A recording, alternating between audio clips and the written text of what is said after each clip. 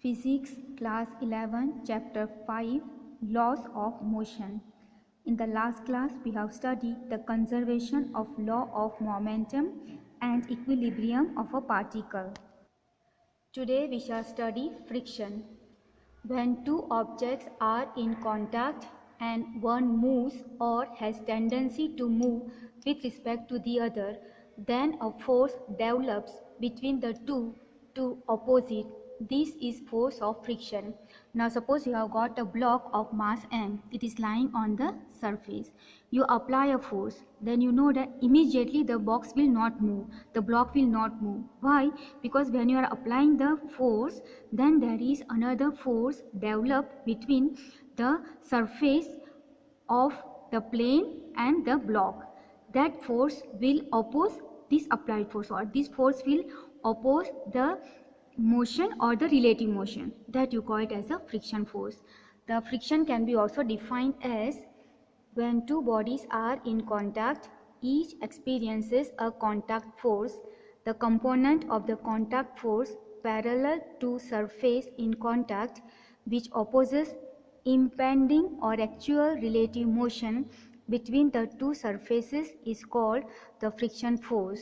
So when two bodies are in contact, there is a contact force.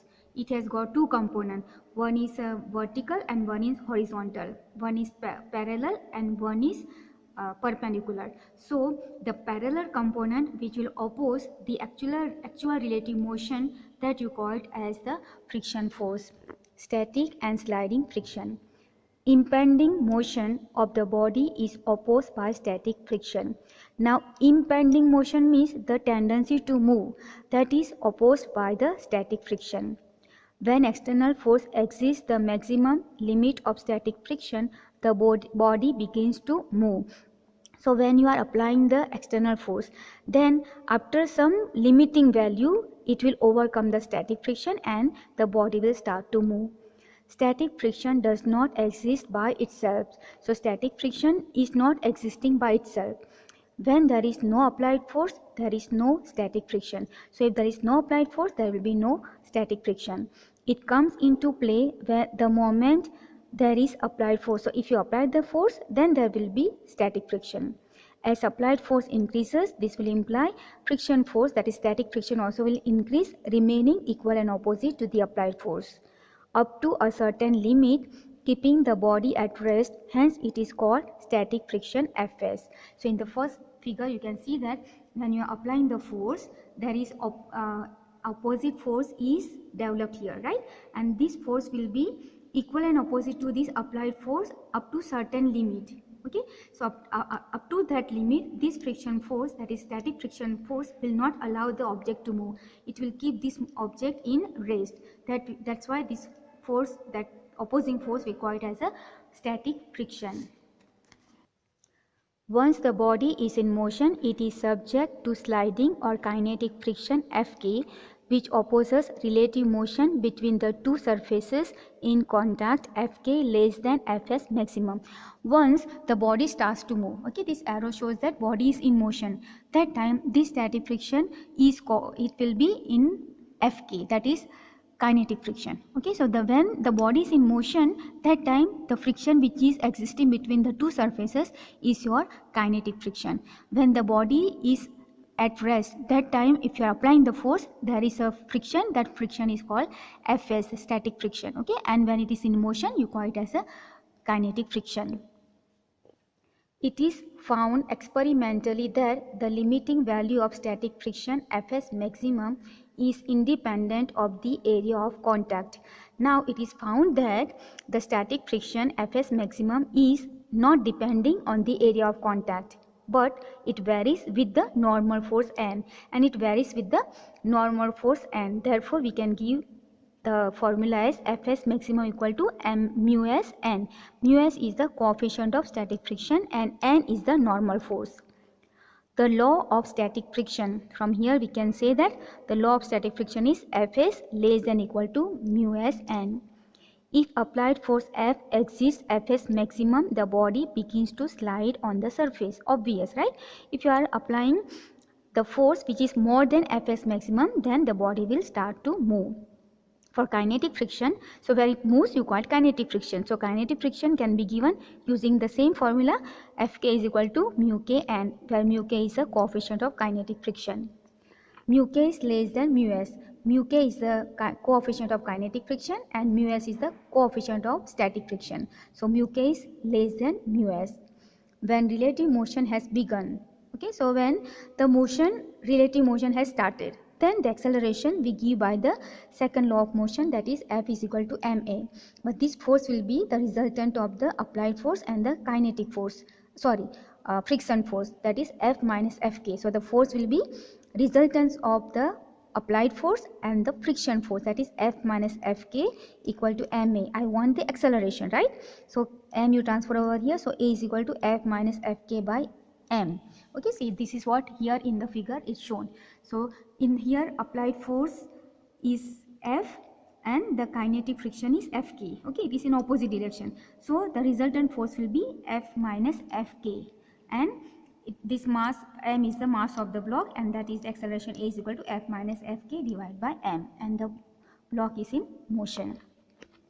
Body moving with constant velocity. If the body is in a constant velocity, with a constant velocity, that means the applied force and the kinetic friction is same, that is F is equal to Fk. So if you put here Fk minus Fk by m means 0 by m, that means acceleration is 0. So if a body is moving with a velocity constant, then acceleration is 0 and force equal to Fk, that is applied force equal to friction force. Rolling friction. A body like ring or a sphere rolling without slipping over a horizontal plane will suffer no friction in principle. So in ideal situation, if a circular body, okay, like a ring or a sphere is moving on a horizontal plane, then in the ideal situation there will be no friction.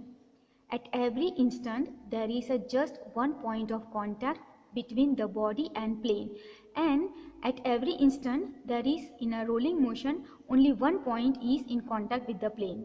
In this ideal situation, kinetic or static friction is 0, and we are considering ideal situation, that means there is no kinetic and static friction, and the body should continue to roll with constant velocity. If there is no friction, the body should continue to roll with a constant velocity, but it is not possible because friction is always existing in nature. In practice, there is some resistance to motion. Now here we are talking about the rolling motion, so there is always some resistance in this rolling motion, and in the rolling motion we call that resistance as rolling friction. To keep the body rolling, some applied force is needed. So in this, if you want to keep the body rolling, then you have to apply some external force. Friction is undesirable in some situation. Now in always we do not require friction, okay, it is not desirable. Why? For example, in a machine with a different moving parts, friction opposes relative motion and thereby dissipates power in the form of heat. So in a machine there are different parts moving, so there is, when they move relative to each other, that means there will be friction force which will be opposing the relative motion. Therefore there will be power waste or dissipate the power or dissipation of power in the form of heat. Okay, so now to reduce this we use lubricants. Okay, so I have written here, therefore lubricants are to reduce kinetic friction. So to reduce this kinetic friction we use lubricants. Use ball bearing between two moving parts. So if you use ball bearing also between the two moving parts, then there will be reduction in the kinetic friction. As a rolling friction between between ball bearing and surface in contact is very small, power dissipation is reduced. So this is the reason for which we use ball bearing. Friction is used by brakes in machines and automobiles. Friction is actually very useful. They are useful in many ways, but here I have written only two. One is brakes in machines and automobiles, and we are able to walk because of the friction. These are the two examples given in your textbook where using this we can reduce the friction. Okay, this is the ball bearing. Let's do next the example 5.7. Determine the maximum acceleration of the train in which a box lying on its floor will remain stationary given that the coefficient of static friction between the box and the train's floor is 0.15. Example 5.7, we are given coefficient of static friction mu s equal to 0.15. Since the acceleration of box is due to static friction, Fs is equal to mu s n. Okay, this formula I have given you before. Fs is equal to mu s n. That formula I have used here. Okay, now here this is the box. Okay, this is the surface of the train, and there is a normal force, that is n upward, and because of the mass of the object or the block, that is a downward force, that is mg. Okay, and the relation between n and mg is n is balanced by mg, therefore n is equal to mg. Okay, so instead of n, now we put mg. But you know, by the second law of motion, F is equal to ma, and this will be, you can write instead of Fs, ma. So I'll write ma is equal to ms mg. Okay, this value is already this. So we can cite this friction, static friction as ma equal to ms ma. This is mu. Okay, ma equal to mu s ma cut, so a equal to mu s into g. So mu s is given to us 0.15, put the value, and g is the acceleration due to gravity, that is 10 meter per second square. So multiply, you get 1.5 meter per second square. So that is solution for example 5.7. Example 5.8, see the figure 5.11. A mass of 4 kg rests on a horizontal plane. The plane is gradually inclined until at an angle theta equal to 15 degree with the horizontal. The mass just begins to slide. What is the coefficient of static friction between the block and the surface? Okay, the figure is given here. The figure I have drawn here. Okay, this is the angle theta. This is the mass of the object or the block. The mass is 4 kg. Okay, here there are three forces. Okay, one is this one mg, because of the weight downward. Okay, the normal, because of the surface, the normal is towards this side, right? This mg is this angle is theta, then this angle also is theta. So we have to resolve mg into two components. Okay, one is this one mg cos theta, and one is this one mg sin theta. Now when you are the plate, this surface which is inclined is it was like this, right? Now you are raising it. When you are raising it, the mass will start to move towards this side. That means if mass is moving here, the friction will be this side. So the friction is Fs, static friction. Okay, and this friction will be balanced by this mg sin theta, the component of mg that is in the parallel side, mg sin theta. Okay, and this n normal force will be balanced by mg cos theta. This mg cos theta and mg sin theta are the component form of mg, the mass which is the weight which is vertically downward. Okay, so here I have written mass is given to you 4 kg, theta is 15 degree, and you have to find mu s. Forces acting on mass m on an inclined plane. Okay, the forces which I was telling, there are three forces. The first one is weight vertically downwards. Okay, this one mg. Second, normal force n of plane. So this is the normal force. And 3, static friction Fs. So this is static friction over this side. Okay, it should be near the surface. I have just drawn towards this side just to show that these two has to be balanced. You can show little more downward towards the surface. In equilibrium, resultant is 0. In equilibrium, resultant of all the forces will be 0. Now as I said, we have resolved the weight mg into two components, that is mg cos theta and mg sin theta. If this angle is theta, then this angle also is theta. As theta increases, the self-adjusting friction Fs also increases until at theta equal to theta maximum. Okay, so we know that friction is self-adjusting. So when theta increases, this Fs also increases up to theta equal to theta maximum. Fs achieves its maximum value. Now Fs will achieve its maximum value. Fs maximum equal to mu s n. Okay, given to you before. Fs maximum is equal to mu s n. So that is the formula I am using. Fs maximum is equal to mu s n. Now Fs is from here mg sin theta. Put the value is equal to mu s, and n value from here mg cos theta. Okay. Now mg cancel. So you get here sin theta equal to mu s cos theta. Okay, cos theta transfer over here, so you get sin theta by cos theta is equal to mu s, and this is tan theta. Okay, tan theta is equal to mu s. Okay, as already I had said here that why I can write this Fs equal to mg sin theta, because mg sin theta and Fs are balancing each other. Okay, and this normal force is balanced by mg cos theta. Okay, which I have written here already, but just once again I am showing you in the figure that mg sin theta is balanced by Fs, and mg cos theta is balanced by n. Therefore, I can put the value f as mg sin theta and n mg cos theta. Okay, and this gives you mu s equal to sin by cos. Sin by cos is nothing but tan theta. I am writing tan theta maximum is equal to ms. Theta becomes just more than theta maximum.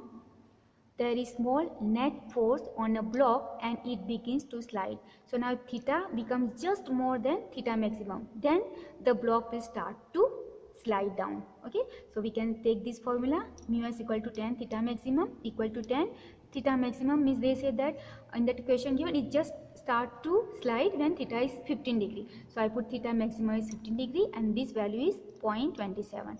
So this is solution for example 5.8. Example 5.9.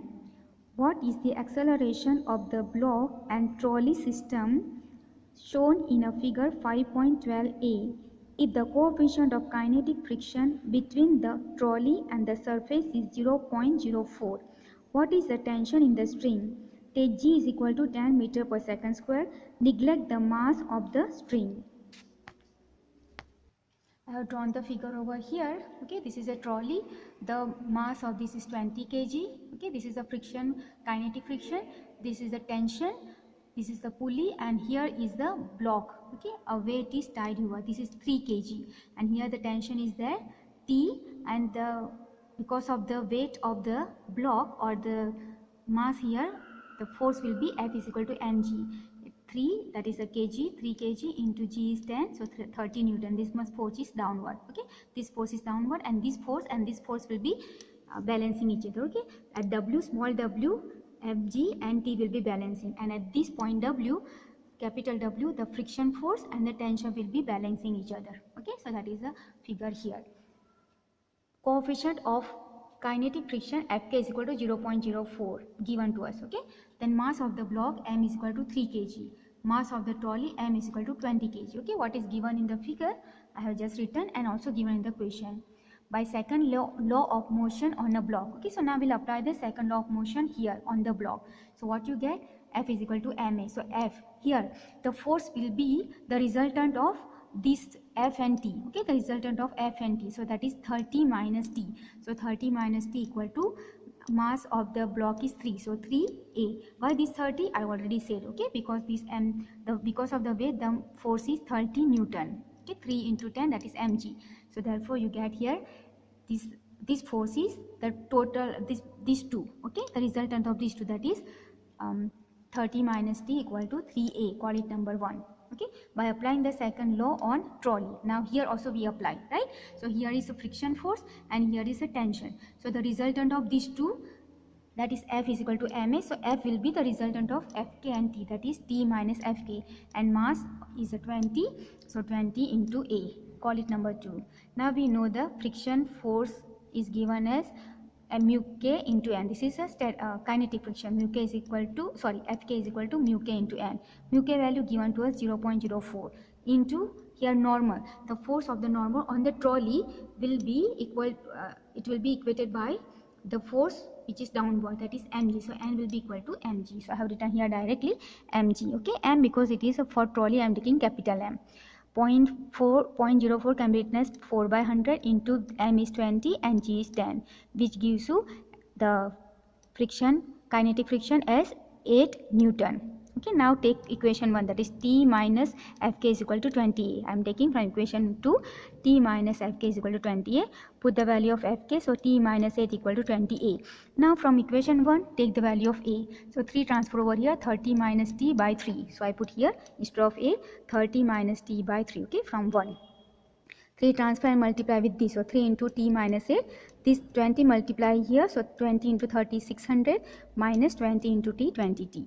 This multiply, so 3T minus 3 into 8 is 24 equal to 600 minus 20T. This minus 20T transfer over here becomes plus, and minus 24 transfer here becomes plus. So here you get 20T plus 3T equal to 600 plus 24. This sum is 23T and this sum is 624, right? 23 transfer over here, so you get T equal to 264 by 23. This division if you do, you get 27.130. You can take it as a 27.1 Newton. That is a tension.